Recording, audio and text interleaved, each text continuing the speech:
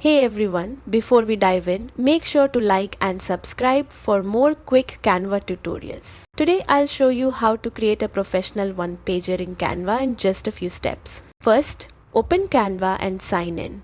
In the search bar, type one-pager and hit enter. You'll see a variety of templates designed for business, school, or creative projects. Browse until you find one that fits your style. Click Customize this template to open it in the Canva editor.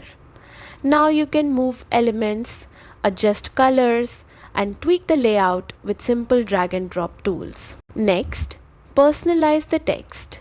Click on any text box to add your content and adjust fonts, sizes, and colors to match your theme or brand. Then add images. Either upload your own or pick from Canva's library of stock photos and graphics. Once your design looks perfect, click Download and choose your format: PDF for printing or PNG for sharing online. And that's it. Your one-pager is ready to impress, whether for work, school, or promotions.